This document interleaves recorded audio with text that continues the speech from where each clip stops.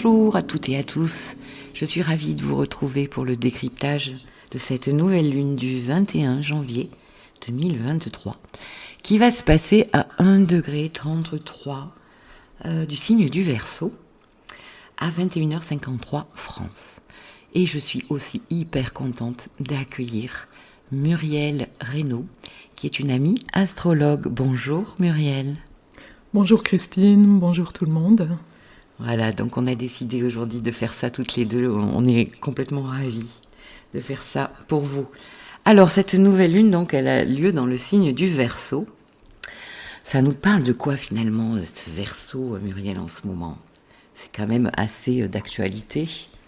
C'est un signe d'air qui est relié aux énergies collectives. Donc c'est vrai qu'on sent un petit peu en ce moment l'ébullition collective par rapport à pas mal de choses. On va développer un petit peu, justement.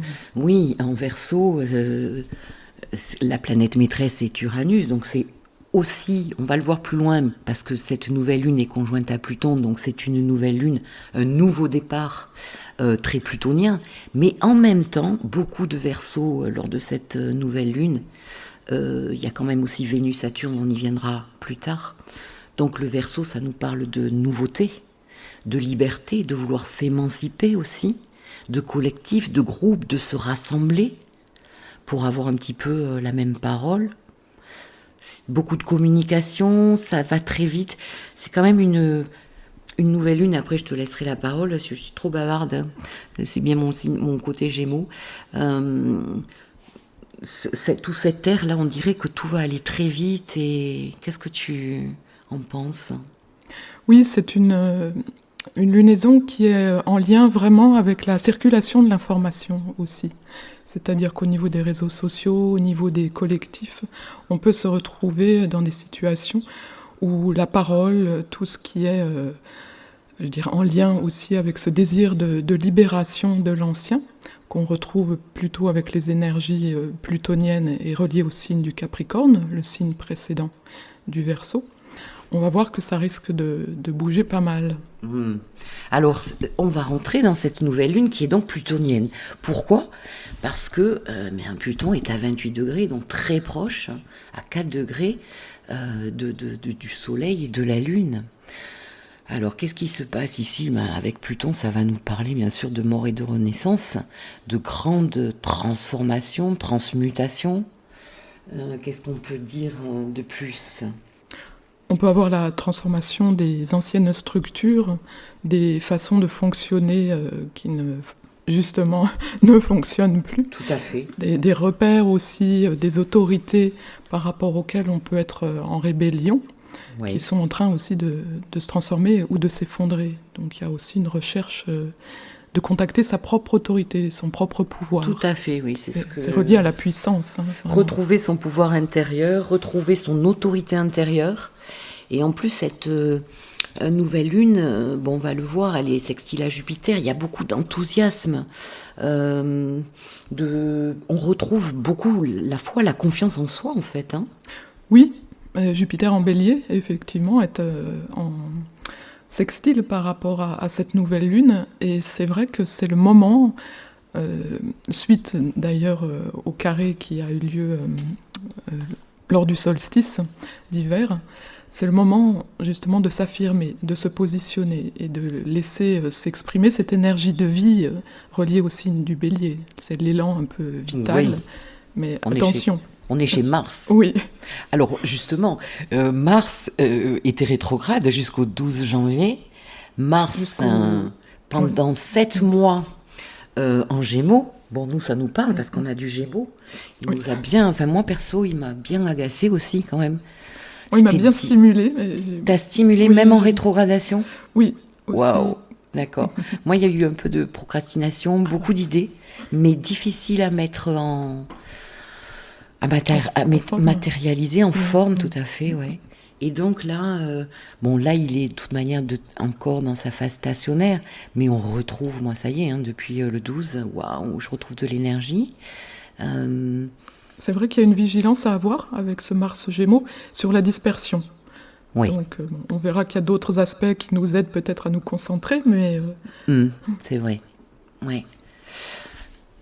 Et d'ailleurs, Mars est trigone à ce nouveau départ, à cette nouvelle lune conjointe à Pluton. Donc, ce nouveau départ est bien aspecté, en fait, à notre action, à nos désirs, à ce qu'on veut, et ce qu'on veut depuis des mois, quand même. Moi, je suis un peu traumatisée par ce Mars en Gémeaux depuis des mois. Qu'est-ce que t'en penses ? Là, on va pouvoir y aller. Oui, pour moi, en tout cas, il est en contact, il nous met en contact avec le langage, la parole, l'expression, mais en même temps, il faut faire attention à ce que ce soit pas juste des paroles en l'air. J'en parlais justement aussi tout à l'heure, la circulation de l'information. C'est important de comprendre un petit peu ce qui se passe derrière, quelles informations on fait circuler, comment on la reçoit, cette information, comment on la traite, et ensuite comment on la redistribue. Alors là, tu vois, Muriel, tu me fais penser à ce Mercure-là. Ce Mercure, finalement, qui est droit lors de cette nouvelle lune. Le jour où nous enregistrons le podcast, non. Mais là, oui. Et donc, nous retrouvons notre cérébral un petit peu plus activé. Ça décoince quand même pas mal certaines choses, puisqu'on sait tous que quand Mercure est rétro, il y a des retards, il y a des ennuis au niveau de tout ce qui touche l'informatique, les transmissions, la communication, les déplacements. Et donc, oui, ce Mercure, excuse-moi, juste te dire que, oui, déjà il est en Capricorne, donc il n'est pas spécialement fun. Hein. Nos pensées sont assez structurées, sérieuses. Plus concentré. Oui, avec Saturne. Il calme un peu le Mars Gémeaux, peut-être, au niveau mental. Oui. Donc ça, c'est pas mal. Bon, ça nous parle aussi de beaucoup de social, quand même, en Capricorne, avec de société, si on est à ce niveau-là. Dans nos vies personnelles, ça nous parle de travail. De profondeur, d'approfondissement, en fait, de la pensée aussi. Oui, tout à fait. Et donc, ce Mercure, oui, je voulais venir à ça.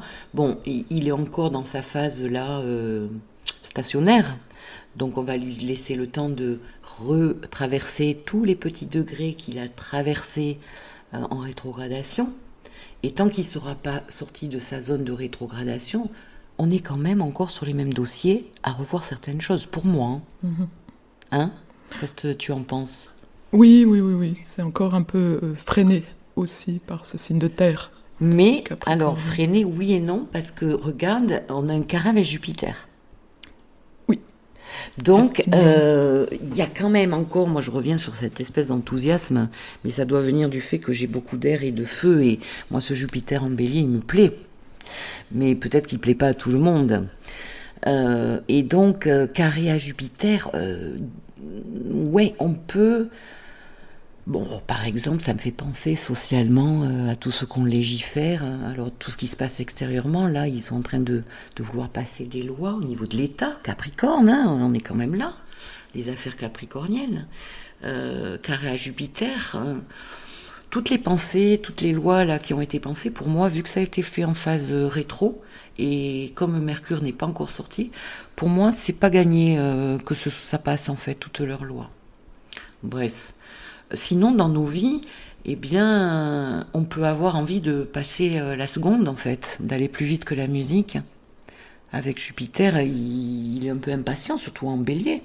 Oui, dans ce signe de feu, il peut nous pousser aussi à avoir des actions un peu plus agressives ou violentes. Donc il y a aussi une vigilance à avoir par rapport à l'affirmation de soi. C'est à la fois le moment de s'affirmer et de montrer notre volonté, mais c'est aussi un moment où il y a à gérer cette agressivité ou cette violence, à mon avis. D'ailleurs, extérieurement, on a vu quand même beaucoup d'agressions ces derniers temps. Hein. Et c'était la dernière nouvelle lune qui était carrée à Jupiter. Oui. Et où ça a commencé, il y a eu beaucoup d'agressions. D'accord.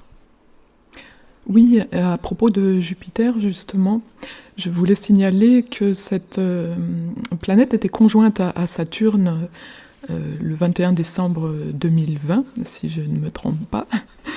Et donc, évoquer cette conjonction qui est un cycle, qui lance un cycle de 20 ans, me semble intéressante parce qu'en fait, cette nouvelle lune a lieu à peu près au même endroit, tout début Verseau. Donc c'est comme un rappel pour moi de ce cycle de 20 ans qui nous lance et qui nous propose de développer cette énergie du signe du Verseau. Oui, c'est vrai Muriel, tout à fait. Décembre, fin de l'année 2020, il y a eu cette magnifique conjonction Jupiter-Saturne à 0 et quelques degrés du Verseau. Et donc là, il y avait un grand cycle de 20 ans, oui, parce que Jupiter et Saturne se rencontrent tous les 20 ans. Donc un nouveau départ d'intégration sociale, en fait. Quelque part, ça parle de ça, Jupiter et Saturne, prendre sa place dans la société, Saturne. Tout à fait. Et donc là, qu'est-ce que nos amis, nos abonnés qui nous écoutent ont démarré peut-être autour de cette fin d'année 2020 ? Voilà, et sentir un petit peu comment ils peuvent mettre en forme, justement, sur un plan à la fois personnel, mais on va dire plutôt social avec Jupiter-Saturne, toutes ces énergies du signe du Verseau qui évoquent l'émancipation, la libération d'anciens schémas de fonctionnement, le fait de faire des choses en groupe, en collectif, et puis de se tourner aussi vers des projets reliés au futur. Alors on entend pas mal parler aussi de tout ce qui est nouvelle technologie. Oui. Donc il y a aussi une façon de gérer ça pour ne pas être esclave de cette nouvelle technologie, mais plutôt de savoir s'en servir et de garder la maîtrise aussi. Oui, c'est joli ce que tu dis. Oui, tout à fait. Je voulais revenir aussi sur Mars en Gémeaux. Pour moi, ça me paraît important aussi d'être en contact en soi avec sa part masculine et le côté un peu double du Gémeaux, de sentir comment une partie de nous va être dans une action extérieure et une autre dans une action intérieure, ou comment une partie de nous aussi va chercher à trouver un double. Alors on parle de l'âme sœur, ou on pourrait dire l'âme frère aussi, à l'extérieur, mais aussi de le trouver à l'intérieur de soi. Tellement. Et puis il y a l'idée de créer des ponts et des liens avec ce signe du Gémeaux. Créer des ponts entre des mondes différents, des milieux sociaux différents, des gens différents. Et puis et avec le Verseau, oui. Il y a beaucoup être en accord avec la différence, vivre la différence, rencontrer des gens nouveaux déjà aussi, et avec des différences de culture, d'âge.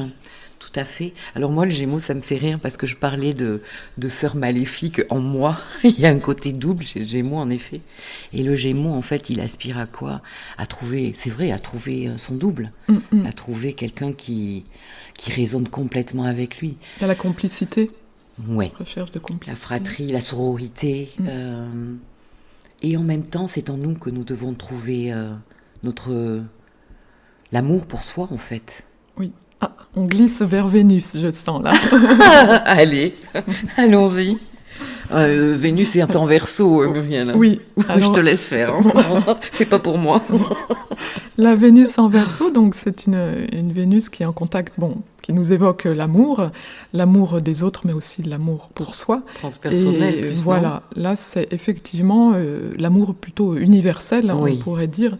Moi, personnel. Je pense que c'est aussi le moment, avec ce transit de Vénus en Verseau, de contacter une forme de lâcher prise, d'être un peu moins possessif, d'être aussi dans un amour peut-être relié plus à la communication, à l'aspect cérébral.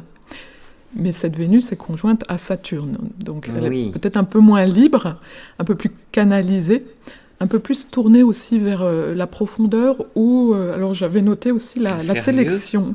Oui, sélectionner ce qu'on veut. Voilà, se concentrer. Le désir. Et être peut-être un peu plus... Oui, il est temps de défusionner, ça j'en avais déjà parlé lors des dernières lunaisons. Ici, on n'est plus en Scorpion. Il y a beaucoup de liberté, on veut retrouver sa liberté, alors même individuellement, dans les couples, dans les relations, en famille, avec les amis. Ça parle beaucoup d'amitié, le Verseau aussi.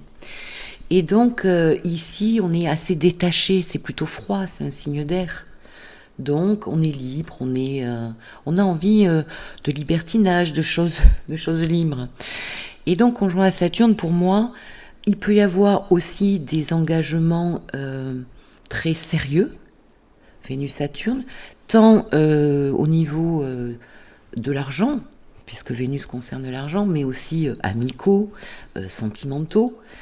De plus, Mercure est quand même en Capricorne chez Saturne, donc tout ça donne un côté quand même assez sérieux.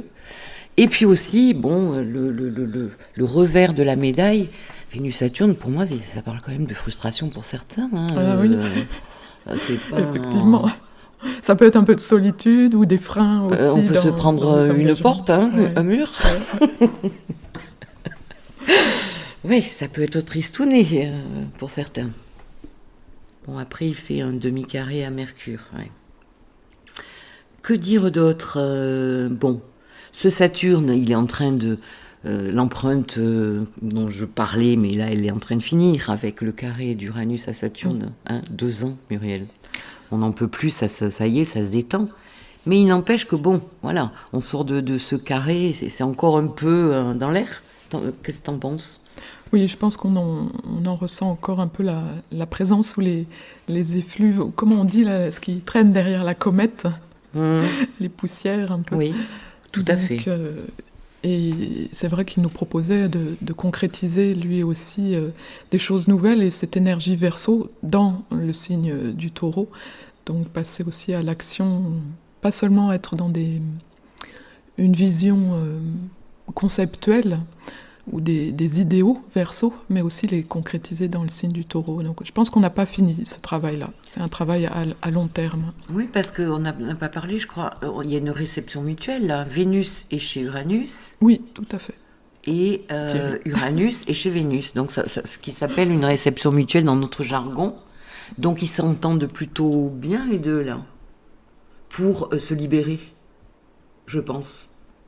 Oui, il y a à la fois la concrétisation avec l'énergie du signe de terre du Taureau, et en même temps être à l'écoute aussi de ce qui est de cette connaissance universelle transmise par le signe du Verseau aussi. Alors je vais descendre, j'adore parce qu'on est assez différentes, toi tu montes dans les hauteurs et moi je reviendrai beaucoup plus concrètement. Vénus-Saturne, c'est aussi quand même le pouvoir d'achat, hein. Je suis désolée. Oui, vas-y. Le pouvoir d'achat, oui, là on est un peu frustré, hein, ça continue à augmenter. Et alors l'inflation, c'est Jupiter, mais qui est carré à Mercure, hein, donc qui est carré, oui, à tout ce qui est là pour nous, quoi. Toutes les infos qui nous viennent, c'est un petit peu, ça c'est un peu le côté difficile. Bon, mais ça on le connaît, il est là et pour un moment. Mais il n'empêche, les amis, que je vous assure que cette nouvelle lune, elle est quand même très jolie. Il faut se servir de ces énergies pour démarrer quelque chose. Et puis bon, on en a envie. Enfin, moi, personnellement, je sens que ça va beaucoup bouger. Après, oui, on avait envie de parler de... tu sais, il y a la lune noire face à cette nouvelle lune plutonienne. Début du signe du Lion. Ouais. Tout à fait. La lune noire est passée en Lion. Je ne l'ai pas traité, ça encore. Et aussi, bon, la lune noire, c'est quand même aussi un peu plutonien quelque part. Hein. Ça dit un peu la même chose. Ça nous parle de... ça peut être en lien avec d'anciens traumatismes. Alors on va parler plutôt d'astrologie karmique, mais dans d'autres vies, on aurait gardé en mémoire des blessures. Là, si on en parle sur un plan collectif, c'est un peu différent d'une lune noire dans un thème individuel, personnel. Donc ça se traite un peu différemment.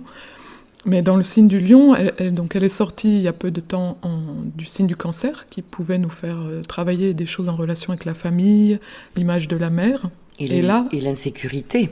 Oui, le cocon. Pour la famille et tout ce qu'on a vécu. Alors c'est marrant parce qu'on est quand même aussi socialement en pleine insécurité, puisque tout augmente, etc.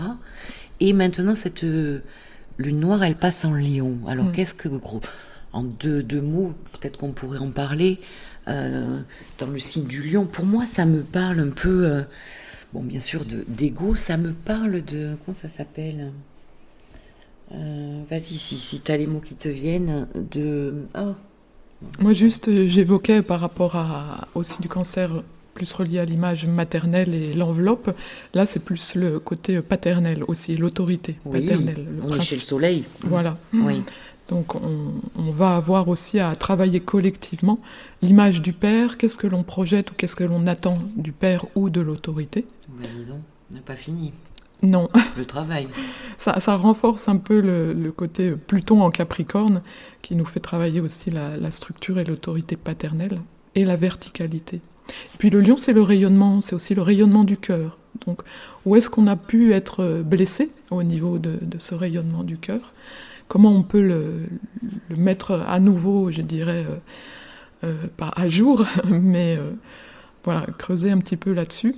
Et c'est la créativité, le lion. Oui, bien sûr. La créativité, les enfants, c'est aussi tout ce qui touche socialement. Qu'est-ce que ça veut dire? C'est les plaisirs. C'est la maison 5 analogiquement. Hein.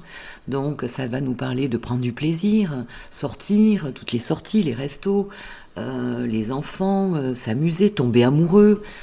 Et donc, ici, avec la lune noire, ça va être difficile de toucher à tout ça. Donc ça veut dire que je pense que c'est les restrictions, quelque part. Les privations. Oui. Il y a quelque chose aussi à transcender avec la lune noire, face à cette nouvelle lune plutonienne. Oui, elle nous ramène aussi, la lune noire, à un côté, à une ambivalence, en fait, et à un côté initiatique. C'est-à-dire que se reconnecter à cette blessure peut nous permettre aussi d'y voir plus clair, d'une sorte de lucidité. Et il y a ce côté initiatique qui peut être... Tout à fait.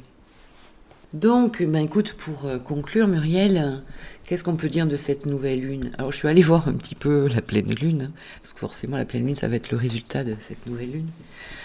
Bon, ça va être chaud cacao, ça va être encore une pleine lune, tu l'as vu, très uranienne, puisqu'elle va être carrée à Uranus. Donc là, les amis, pour moi...